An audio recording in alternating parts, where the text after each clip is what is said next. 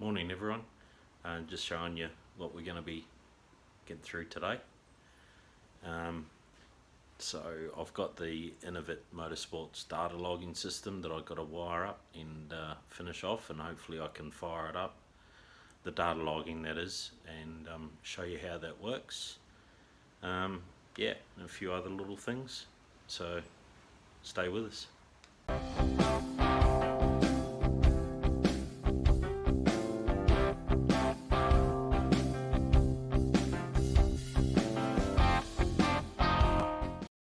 Okay, so up under the dash here we have the SS4 4-channel data logger. Now that connects to all the other Innovit devices via their own bus system, which is a daisy chain setup, and it's all recorded on this data logger or pocket logger. So all I need to do is press that to record and press it again to stop recording, and it just records on this 2 gig SD card that came with it. Okay, and that'll mount up under the dash here somewhere so that I can access the record function. So on the back here, find some light, there it is. So you've got a remote record function, which is just a push button. I didn't get that function because I'll be mounting it where I can access that easy enough. Then you've got the MTS, which is the Innovit Motorsports bus system. So that's the end of the daisy chain. This has to be at the end to record everything on that daisy chain system. And then you got 12 volt DC power. So it's just a matter of plug and play. So that's that one there, and then the power there. Plug that in like so. I just got some double-sided tape, so I'm going to make an angle bracket that mounts to the back side of the dash, and that'll just hang down under here. So yeah, after each run you just pull the SD card out, put it in your laptop, and you can check all the data. So although I've only got a 4-channel system data logger, you can daisy chain up to 6 of these, which will give you quick math, 24 different devices to data log. So we're going to be doing engine RPM. I've already got the AFR sensors left and right in the headers now. That just connects to the same bus system. So we've got throttle position sensor, we'll have tail shaft or drive shaft RPM, engine RPM, engine vacuum, and fuel pressure, so that I can just check all that, because I'm not that confident. I don't go looking at the gauges when I'm hurtling down the track. This thing's hard enough keeping it straight. So although it does run pretty straight, it's certainly not set up for drag racing, even though it does have the racing drivetrain in it. Safety is not quite up there, so it's fun. So here's the fuel pressure transducer. I bought it from EFI Solutions, I think they were. I think they're in Brisbane.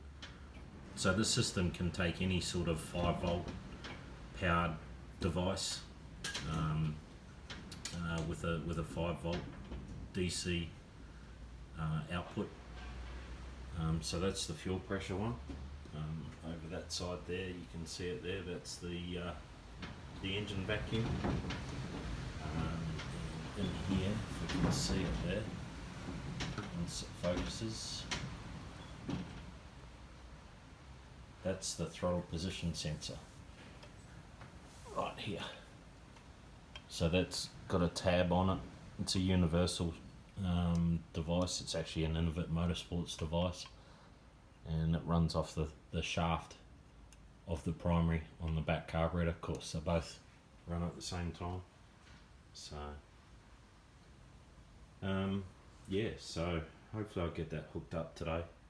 The only thing I'm waiting for is the tail shaft, drive shaft speed sensor, so that we can see what the converter's doing when you compare engine RPM with drive shaft RPM. So and also wheel spin obviously, but our main focus with that sensor is the torque converter. It's a 5400 RPM stall speed, but I've got my doubts. I'm not quite 100% sure whether I'm getting whether it's locking up or not, but we'll find out. Also, I've finished off the wheel tubs. Put the sound deadener in there. Come up a lot better. So plenty of clearance inside between the wheel with the tyre and the guard itself, inner guard. Because I run the 275 60-15 drag radials. They are here.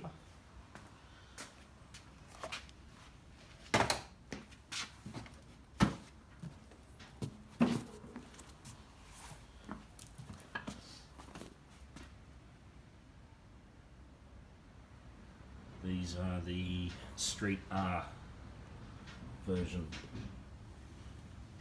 I'm a big fan of them now. Sort of got my pressures sorted. I know what I need to run. Yeah, I'll never go back to slicks. These work awesome.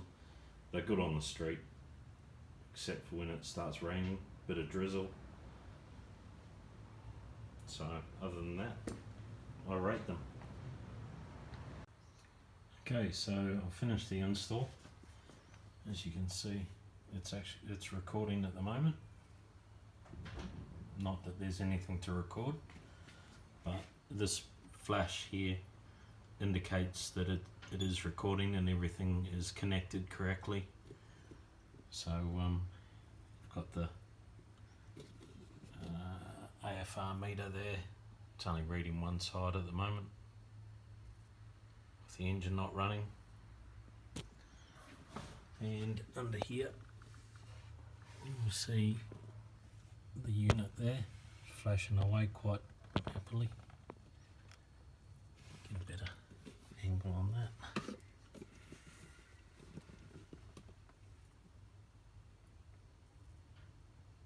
So yeah, the only thing again that I haven't connected is the drive shaft speed sensor.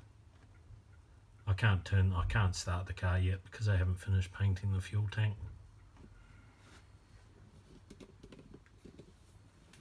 So there you have it. The sensor, we'll get a good shot of that. But there's the transducer for the vacuum gauge here. Just the tee off to the transducer. Here's the wire for the throttle position sensor. I'm just waiting on a plug. Little plug into the back here. So yeah, another good day. Keep plugging away at it.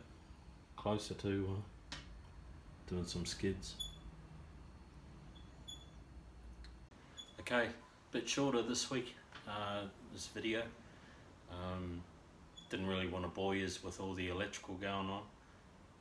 I do it for a hobby, for a job, so yeah, it's a bit boring. It's probably the worst job I do on the car. I just hate it. I'd rather be bending steel or welding something. But yeah, I hope you enjoyed it. I hope you like it, share it, and subscribe. And until next time, catch you later. Have a good one.